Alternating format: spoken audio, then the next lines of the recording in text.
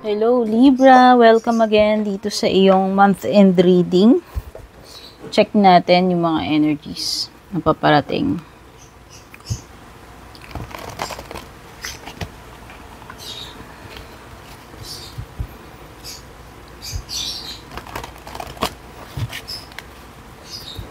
Kunin natin overall energies mo muna using oracle cards. First is wisdom. Have you ever been told that you're wise beyond your years? Now is the time to call upon your inner fairy wisdom to help you with a challenge. Protect your dreams. You are the guardian of your precious dreams and they are safe in your care. Keep them close to your heart until you're ready to release them.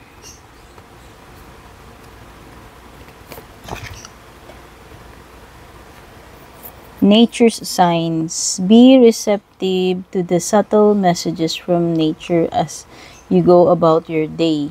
Nature talks to us continually. We need only to open our hearts and minds. Okay. So, itong nature signs, Libra, ito ay message for you na maging open ka. So, kung ano man yung mga paparating. Itong month end na to. Maaari daw kasing may mga signs around you. So, pay attention to the signs, signals sa kapaligiran mo, and it's best to keep an open heart or open mind pagdating dito sa mga maaaring situations na kakaharapin mo.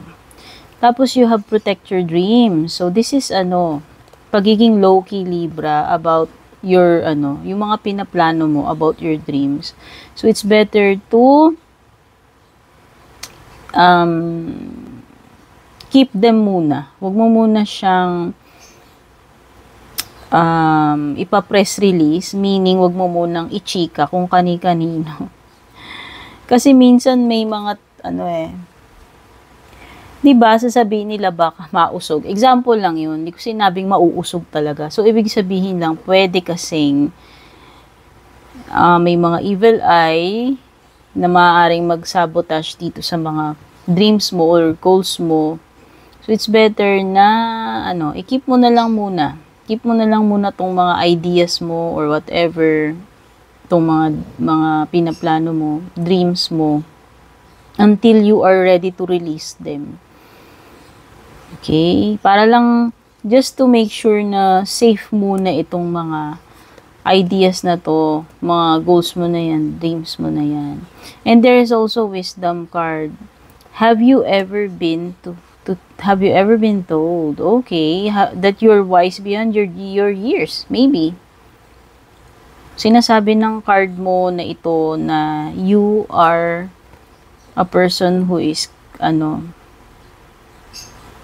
marami na sigurong pinagdaanan, and sinasabi nga dito na you are wiser dahil dito sa mga pinagdaanan mo. Or pwedeng ikaw old soul talaga, no? Pwedeng yung tinutukoy dito na you are an old soul. Or talagang yun na nga, pag old soul ka kasi pwedeng you are wise kahit na ikaw ay bata pa eh. Okay? So, something na, kumbaga, you are advanced ka, kumbaga, parang ganun, compared dun sa ibang ka-age mo. Siguro, this is, natural sa iyo. Siguro,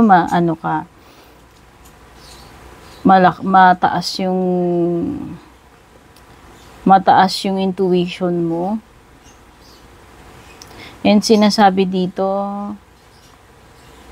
maaaring may challenge na paparating sa iyo. So, ito namang mga challenges na to, sinasabi dito, call upon your inner fairy wisdom. Sabihin, mag-rely ka doon sa iyong wisdom. Pero para sa akin kasi, mas better na mag-pray ka, Libra, kung ako tatanungin. Minsan hindi rin tayo makapag-rely sa sarili nating kaalaman or wisdom. Minsan hindi sapat yun. Sinasabi dito, you are wise beyond your beyond your years. No, na meron kang ganitong level of wisdom pero iba pa rin yung nanghihingi tayo ng guidance, ng tulong sa itaas. Meaning nagpe-pray. So, sa tingin ko lang maaaring specific situation wherein may mapaggagamitan ka nitong wisdom na na-acquire mo. No? Throughout the years. Pero, mas makakatulong din kung magpipray ka. Okay? So, siguro may mahirap na situation kang ma-encounter.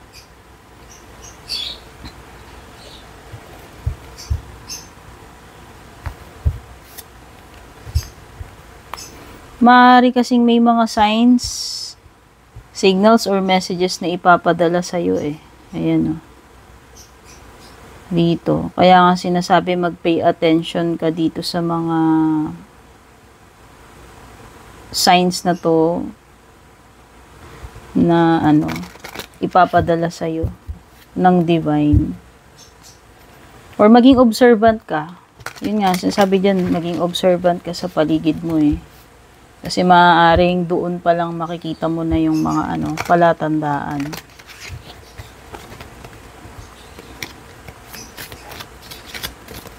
Hello nga pala. Thank you so much for dropping by para manood ng reading ko. Kung matagal man po kayo dito or bago lang.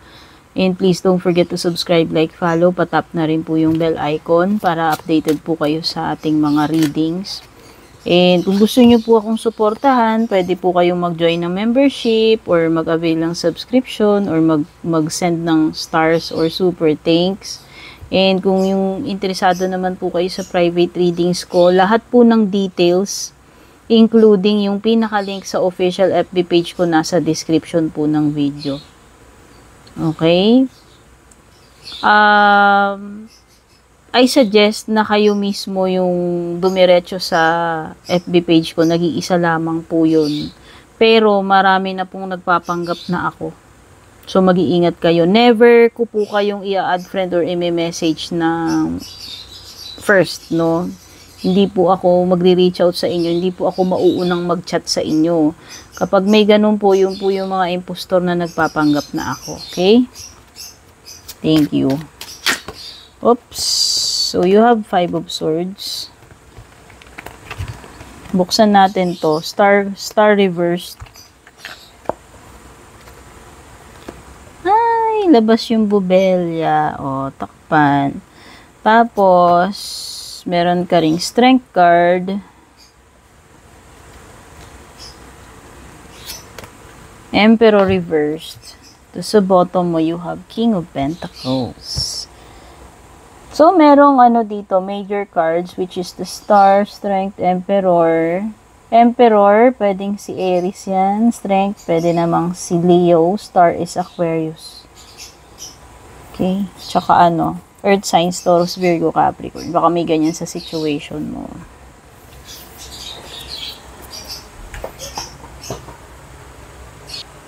So, Libra, meron ka ditong 5 of Swords. So, nakikita ko dito maaaring may mga arguments. May maaaring aggression or bullying na nagaganap dito. Okay? So, whether this is sa love life mo or somewhere else. Kasi, Emperor is someone who is dominant. May harassment akong nasisense dito, Libra. I'm supposed to read your love life pagdating dito sa linya na to. Pero kung wala kang love life as such, no? Kung hindi ka naman nakaka-relate about love life, and then kunin mo na lang, i-apply mo na lang siya kung saan nagre-resonate sa iyo. Pero ang nakikita ko dito is may abuse, may manipulative energy, dictator, bullying, no? Oo. Some of you know, yung iba dito pwedeng single and nawawalan na kayo ng pag-asa sa love life ninyo. So, whether single ka, in a relationship, or never ka pang nagka-relationship, no? Siguro iba dito nawawalan kayo ng pag-asa. Yung mga hindi pa nagkaroon ng jowa, baka yung iba, pwedeng nagwo-worry na kayo, natataranta kayo, or nawawala na kayo ng pag-asa na baka makapangasawa pa kayo o makahanap kayo ng the one or right person para sa inyo. Okay? Whether you are in a relationship or not, yung iba dito parang nagiging negative na tuloy yung naiisip ninyo kasi siguro yung iba sa inyo baka hindi kayo siniswerte sa mga taong namimit ninyo or nakakarelasyon ninyo, or yung iba nga siguro totally zero pa. Okay?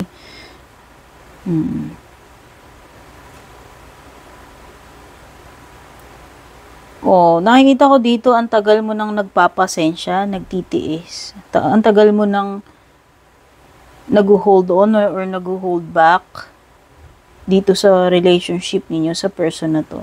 Pero kasi sumusobra na yung energy nitong person na to. And I can see na there is a sign ng pagiging on the rocks yung relationship, or anytime pwede nang mag-break, bumigay, matapos. Kasi nga, ang tagal nang nagpapasensya, nagtitiis. Yung iba dito, wala kayong sinasabi, kinikip nyo lang sa sarili ninyo itong mga nararanasan nyo dito sa partner nyo, sa jowa nyo, or sa asawa ninyo. Maaaring yung iba, hindi nyo na lang, kumbaga hindi nyo na lang bine-verbalize yung mga iniisip nyo, nararamdaman nyo, just to avoid pag-aaway. Oh. So, nakikita ko na dito na sobrang matiisin, mapasensya mong tao na hanggang ngayon pinipilit mong kayanin nasusurvive mo tong ganitong klaseng setup in a relationship. But all I can say is unhealthy, toxic itong relationship ninyo. And you are starting to lose faith kasi baliktad yung star card mo. Okay? Some of you, you're dealing with a person who is irresponsible or abusive nga, itong Emperor reversed. Yung iba dito kawalan ng clear direction kung saan yung pupuntahan ng relationship na to. So, pwedeng iba nalalabuan na kayo, unsure na kayo about the future, ano na yung mga next na pwedeng mangyari, no? Kaya nga, nagkakaroon na rito ng losing faith, losing hope with the star card reversed. I can also sense na maaaring magkaroon ng disconnection, pagkaputol dito, mawalan na ng ugnayan with the Five of Swords kasi nga merong pag-aaway. But kahit ganyan yung mga cards mo na hindi ganun hindi maganda, nakikita ko you will survive kasi yung strength card mo is upright, no? Okay, so yung iba dito, whether yun nga sabi ko, bahala na kayo apply, no?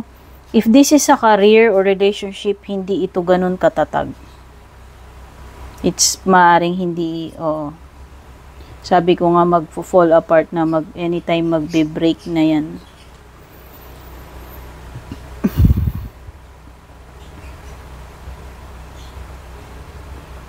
No, yung iba feeling hopeless na siguro kayo nga.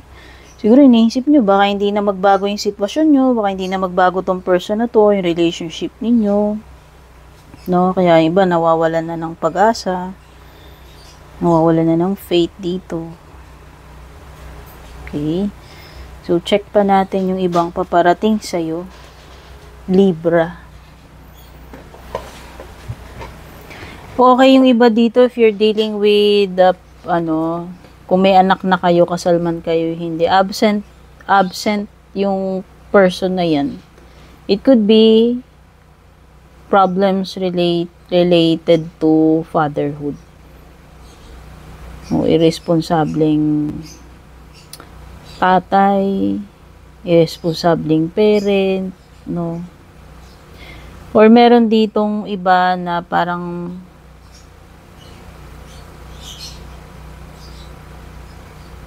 anong tawag dito? Sabi ko nga, pwedeng nawawalan ka ng sense ng control. Ewan ko kung nabanggit ko na yung kanina.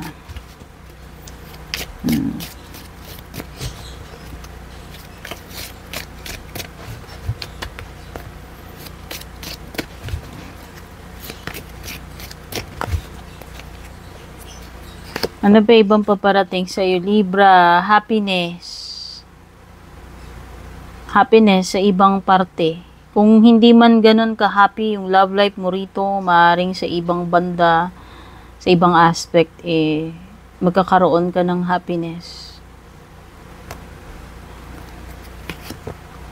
Pineapple is reconciliation. So, ayan, kung merong nag-aaway dito, ayan, kasi nga merong disconnection, pagkaputol ng ugnayan. So, hindi pa pala tapos kasi maaaring magkaroon ng pagkakaayos, pagkakabati. Ayan, with the reconciliation. Kaya lang kasi yung energy nyo, star card, parang nawawalan na kayo ng sense of direction or nawawalan na kayo ng faith dito. Ayan, oo nga, may magsisimula ulit dito, sun card. Sunrise. Mabibigyan uli ng another chance or opportunity in love or in career. No, makakapagsimula uli. Ngayon naman pala. O, ito na nga yun, yung nalalabuan ka, modeled on clear thinking. So, kayo rin mismo magulo rin ang isip ninyo. Oo. Ito ay sign ng confusion, Libra. Maaring nalalabuan kayo sa situation or hindi ninyo alam ano yung hindi nyo kasi alam ano yung mga next na pwedeng mangyari So, sa ngayon, unsettled kayo. Pwedeng confused kayo. Okay?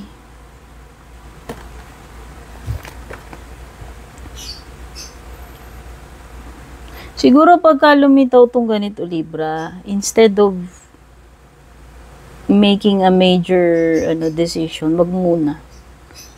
Kasi nga magulo isip mo Hayaan mo munang mag-clear yung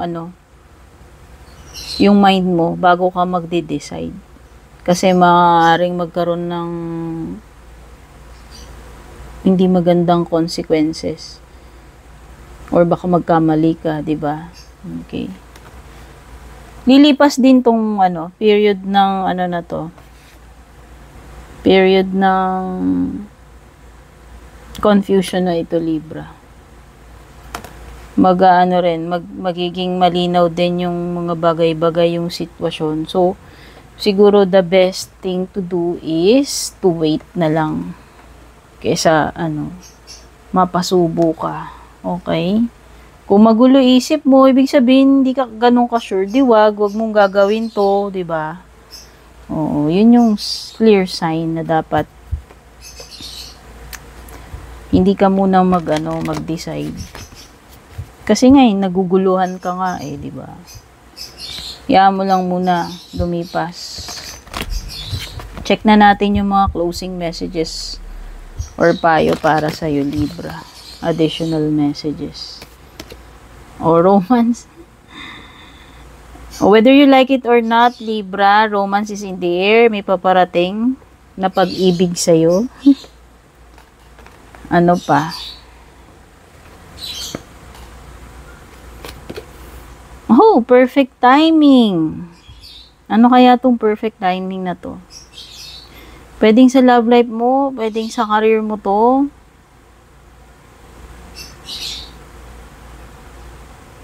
Oo. Kung ano man tong bagay na to, o person na to, darating siya sa perfect timing na kinakailangan mo.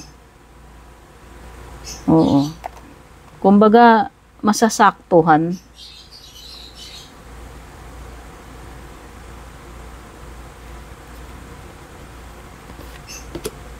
Trust. Have faith, Libra. Ito yun. Magtiwala ka lang. Kasi, darating, sabi ko nga, meron ditong something na mangyayari. Darating talaga siya sa, sasakto nga.